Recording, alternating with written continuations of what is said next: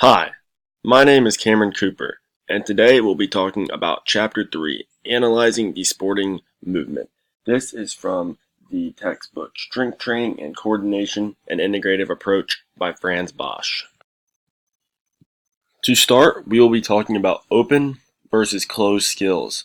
When we're talking about these open versus closed skills, what we're really looking at is a movement pattern and how it is affected. So a closed skill would be a movement pattern that is not affected by any outside source, whereas an open skill is something that can be affected by an outside factor. Examples of this in the sporting world would be, for example, bowling would be a closed skill sport because in bowling there is no outside source affecting really how you perform other than just yourself. In bowling, it's just you and the pins. There's no like shift and change. But in a sport like soccer or hitting a baseball from a pitcher, that would be an example of an open skilled sport. This is because no matter you have to control yourself, but also what you do is going to be affected by what another player or participant in that sport might be doing. For like example, like in baseball, you could have like the swing down, but when the pitcher throws like a fastball or curveball, you're gonna have to adjust to that. So that'd be an example of an open skill.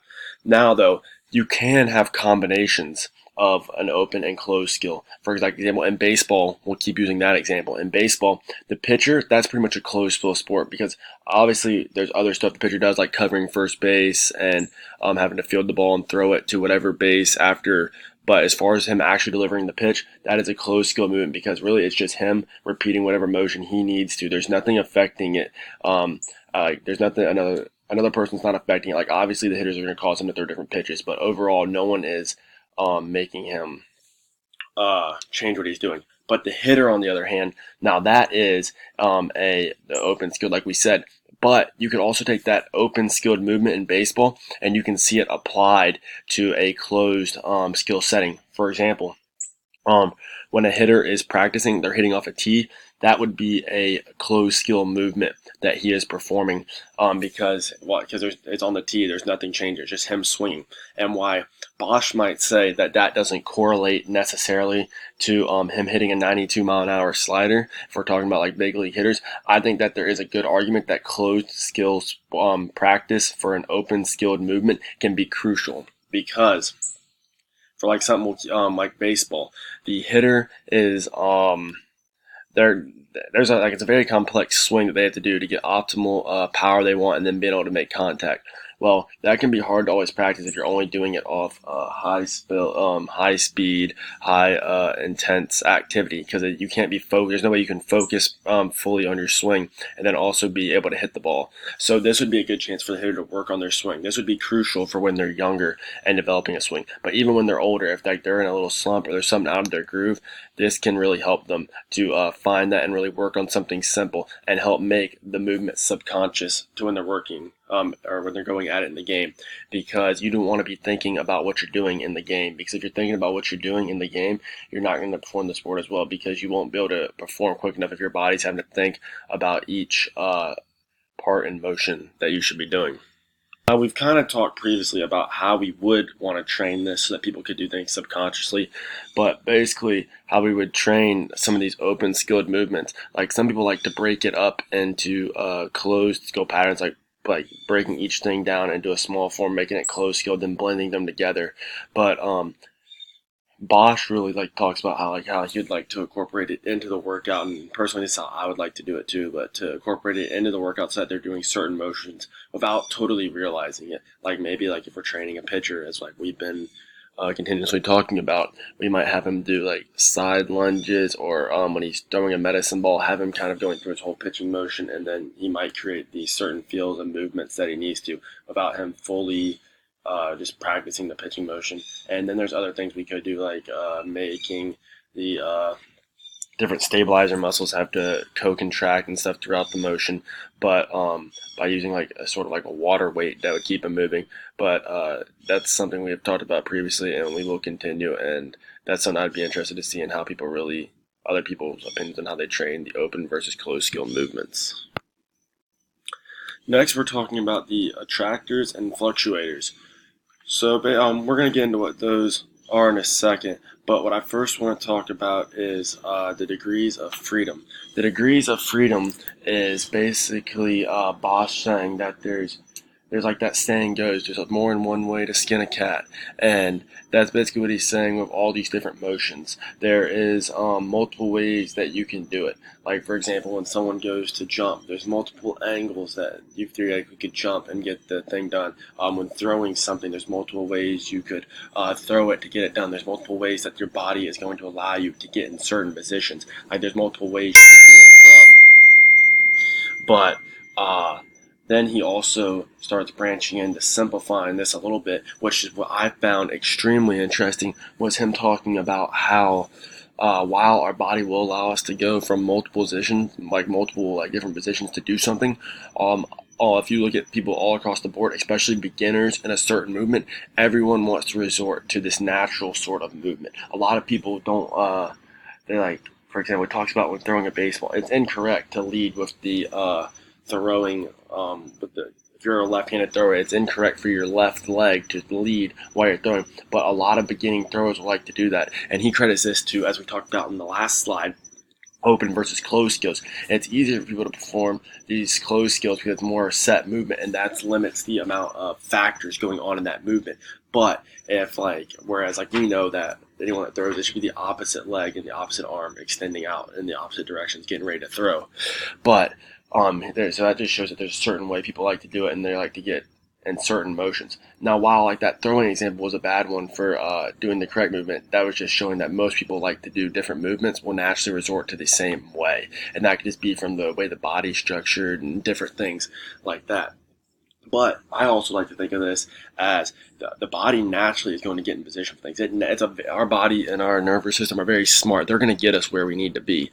And so I like the fact that, I think you see this some with, you go to, different lessons. Like, when I would go to some pitching lessons, there would be coaches that would be like, all right, we're going to work on your motion, but I'm not going to change a whole lot. I'm just going to make minor adjustments. I'm going to let your body work naturally, because that seems what works best. Because when you're working subconsciously, as we said in the last one, that seems to be when you're working best.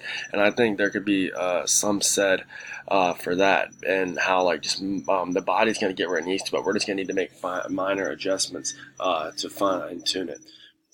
And then now we're going to get back into what the attractors and fluctuators actually are. So the attractor is the main movement in the motion. It's going to be the main thing that's going on. Where the fluctuator is going to be like the side little movement that's doing the tweaking to the main motion, trying to help get it in that actual position and fully bring it all together. Bosch, I was reading an article online about him outside of this book, but it was him referencing a baseball player and a hitter, and how the main swing is the actual overall swing, everything that you would think, the big muscles going into it, all those big movements, that would be the attractor, and that's going to remain relatively consistent. But a fluctuator is going to be the small things that make you adjust for if it's a low pitch that you get fooled, but you've already committed a swing, and how you're going to still make contact and foul it off or something along those lines. So as the more experienced athletes get in, they're going to be able to keep their attractors more consistent and then add in the little bit of fluctuator movements. But where a more novice, less experienced player is going to completely start by changing the attractors, which isn't going to last good in the long run. Now, these types of movements can be put into these different patterns known as linear versus non-linear movements.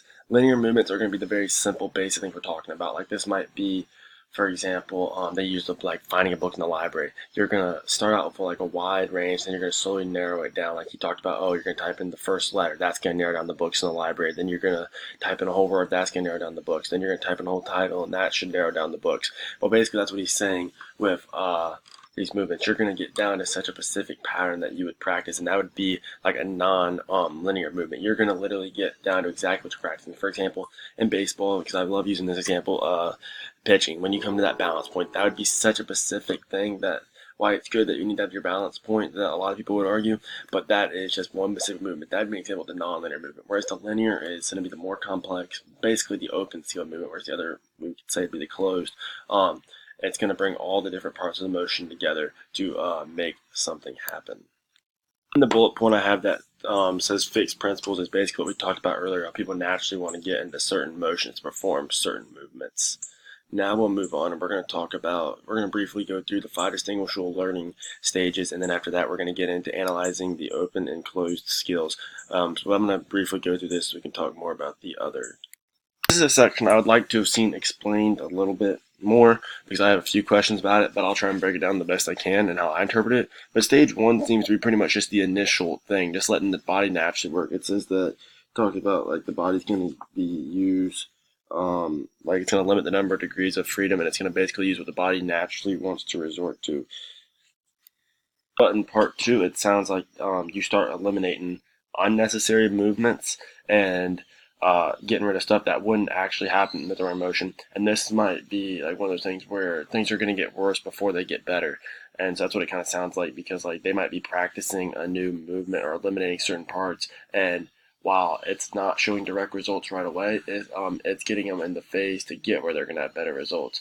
So, for example, like if we wanted to relate this to throwing, someone might be taking out unnecessary movements. Like somebody might have a hitch in their throw. Well, at first, it might be they might throw slower when they get rid of the hitch because they're thinking about how to get rid of that hitch. Whereas when they had it before, but over time as they progress and go through these stages, that hitch is gonna be completely gone, and then the new phase is going to work, and it's a result to higher velocity. Stage 3 pretty much seems like bettering the attractor and fluctuator combo. This pretty much seemed like it's more getting into a better pattern, whereas like we fixed one area, now we're trying to make it flow with the others without completely messing up what we had just worked on. And then that kind of leads into 4, I feel, as well.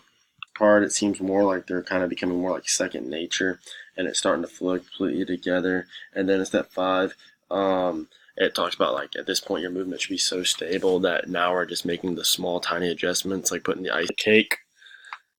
Here we're talking about like now when we're at this phase, we should have the motion so far mastered down that we can combine this with other decisions. So like in the pitching motion, we should be able to combine this with like high intense movement. Like we shouldn't be having to think about our motions, that we won't collapse or have to think about that in a high pressure situation, or like in a field goal kicker, they might have their motions so far down at this point that when it comes time to they're down by 2 and they got to kick the game-winning field goal from 50 yards out, they're not even thinking about the motion anymore. Any hits like that it can just be automatically adjusted on the fly, or it can be like if there's a bad snap, they know how to make a quick adjustment on the fly there. And then you can think about like other sports, like a basketball player, he's able to quickly adjust his shot in the heat of the moment if a defender comes in front of him, where he can still get into a movement to pass. Different most situations like that.